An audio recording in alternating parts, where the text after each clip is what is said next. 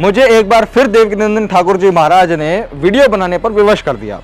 अब कई बार मुझे ऐसा भी लगता है कि कहीं ऐसा तो नहीं कि ये अपनी वीडियोस को बाद में देख करके खुद भी हंसते हो कि अरे यार मैंने क्या बोल दिया। अब आप कहोगे कैसे, और प्लीज अपनी भावनाओं को थोड़ा कंट्रोल रखना और बात को सुनने का कोशिश करना। अभी सावन का मौसम गया था, अभी भी चल ही रहा है वैसे, लेकिन जल चढ़ाने का जो दिन थे वो चले गए जब कांवड़ यात्रा चली थी। अब जल चढ़ाने का जो महत्व है वो क्या है, सबसे पहले आप इन बाबा के मुंह से वो सुनिए। जिन्होंने गलती से भी श्रावण मास में 1 लोटा जल चढ़ाया है, भगवान उन्हें वो देते हैं जो वो चाहते हैं। अब सुना आपने, महाराज जी ने यह बताया है कि यदि आप एकमात्र लोटा जल चढ़ा देते हो तो आपको सब कुछ मिल जाएगा, आपकी सभी मनोकामनाएं जो है पूरी हो जाएंगी 1 लोटा जल चढ़ाने से मात्र। तो कैसे संभव है? अच्छा, अब ये बाबा लोग बड़े स्मार्ट होते हैं, है ना, मैं कहता हूं कि और स्मार्ट होते हैं कि अपने ऊपर आने वाले ब्लेम को पहले ही ये टाल देते हैं। और क्या बात कहकर टालते हैं, ये आप अगली बात सुनो। हो सकता है तुम्हें आज न मिले, लेकिन वो 1 लोटा जल भोलेनाथ अपने पास रखते नहीं है। सुन लिया आपने, सीधी सी बात क्या बोली बाबा ने कि हो सकता है अभी न मिले लेकिन मिलेगा जरूर। वो अपने पास जो है किसी का जल रखते नहीं है, किसी की विश जो है वो रखते नहीं है। अब नहीं मिला तो आगे मिलेगा, आगे 10 साल बाद 5 साल बाद मिल जाएगा, लेकिन मिलेगा जरूर। अब बाबा एक बात तो बताओ, और आप लोग भी अगर आस्तिक लोग देख रहे हो, आप लोग एक बात बताओ, कोई इंसान कुछ चाहता है, जैसे मान लिया मैं हूं, मैं कार चाहता हूं, ठीक है, मैंने कार का एग्जांपल लेता हूं, मैं कार चाहता हूं और कार के लिए मैं मेहनत कर रहा हूं, जॉब कर रहा हूं, बिजनेस कर रहा हूं, कुछ ना कुछ मैं कर रहा हूं जहां से मैं पैसे कमा रहा हूं और उस पैसे से मैं कार लूंगा। अब 1 साल में नहीं आएगी, 2 में नहीं आएगी, 3 में नहीं आएगी, 4 में नहीं आएगी, 5 में तो आ जाएगी। 5 साल जब मैं सेविंग करूंगा तो 5वें साल मेरी कार आ जाएगी, 6ठे साल आ जाएगी, 8वें 10वें, लेकिन आ जाएगी। यानी कि मैंने कार को चाहा, मैंने कार की इच्छा रखी और 10 साल बाद मुझे कार मिली, तो वो मेरी मेहनत से मिली कि भोले जी की मेहनत से मिली, या जल चढ़ाने से मिली? जल चढ़ाने का महत्व कब हम समझेंगे, या भगवान भोलेनाथ की कृपा हम कब समझेंगे? जब हमको इंस्टेंट रिजल्ट मिले, इंस्टेंट अनएक्सपेक्टेड रिजल्ट मिले, तब ना हम समझेंगे कि हाँ भाई कुछ चमत्कार हुआ है, हाँ कुछ नया हुआ है। और बाकी तो भाई ये तो प्राकृतिक नियम है कि किसी भी चीज के लिए आप संघर्ष करते रहोगे, 2, 4, 5 साल 6 साल करते रहोगे तो वो तो मिलना ही है। तो प्राकृतिक नियम है। प्राकृतिक नियम को आप जो है लोटे जल से और भगवान शिव जी से इन सब चीजें जोड़ने लग जाओ तो ये तो साफ साफ मूर्खता है। तो साफ साफ कॉमन सी बात है, ये आप लोगों को भी समझ में आती होगी, लेकिन लोग जो है ना मानने को तैयार नहीं होते।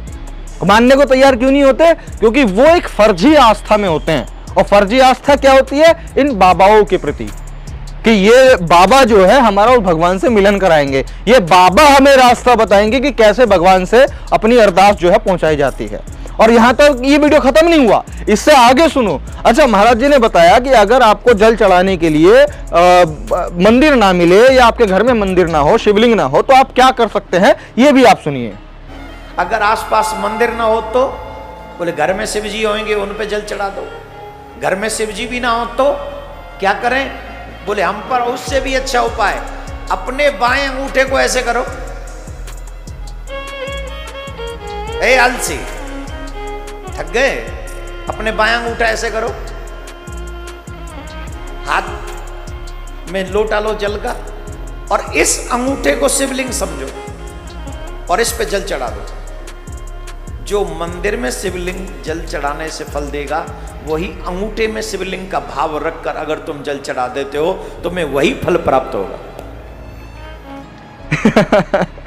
सुन लिया आप लोगों ने।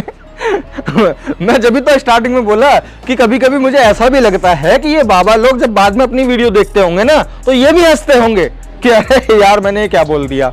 लेकिन लोग हैं, अरे गुरुजी, अरे महाराज जी, मतलब आप अंगूठे को मान लो जल, शिवलिंग मान लो, इस पे जल चढ़ा दो, तब भी जो है ये पूरा काम करेगी, तब भी भोले जी आपकी सारी मनोकामना पूरी करेंगे। वाह!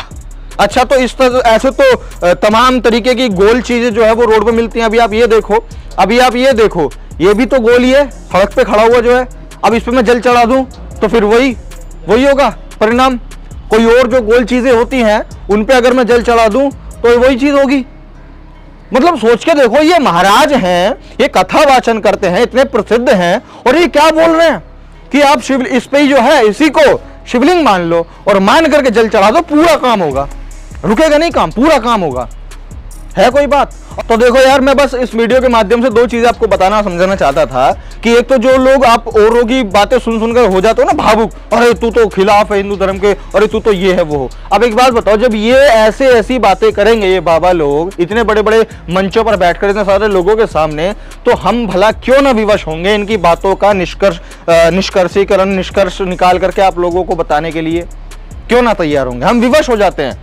ये इनकी मूर्खतापूर्ण बातें सुन करके हमसे नहीं रहा जाता कि इसके ऊपर में हम अपना एक्सप्लेनेशन ना दें।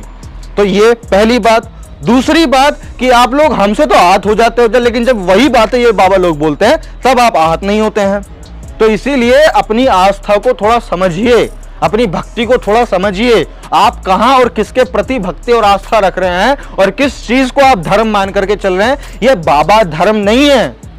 इस बात को आप समझिए कि अगर कोई बाबा खिलाफ बोलने लग गया तो अरे मारो उसको, अरे काटो उसको, अरे तेरी माँ की तेरी बहन की है, ये बाबा धर्म नहीं है।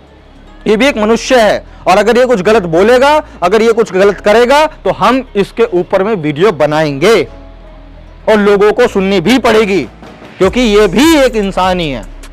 तो इसीलिए मेरा बस कहना यही है कि अपनी आस्था, अपना धर्म, भगवान और विश्वास, इन चीजों का सही चयन कीजिए और अपने जीवन में आगे बढ़िए। अगर इन जैसे लोगों के चक्करों में पड़े रहोगे, बेल पत्र पे पानी डाल करके, शिवलिंग पे पानी डाल करके आप अपनी मनोकामना, कार, गाड़ी लेने की, मकान बनाने की मनोकामना रखोगे, तो बस तुमको या तो ये बाबा दिला सकता है या फिर बस और बाकी तो कहीं से मिल ही नहीं सकता, ये बाबा ही दिला सकता। तो ठीक है साथियों, अगर आपको वीडियो समझ में आई है तो वीडियो को शेयर जरूर कीजिएगा। मैं प्रशांत बोध मिलता हूं आपसे अगली वीडियो में, तब तक के लिए बहुत बहुत शुक्रिया, धन्यवाद।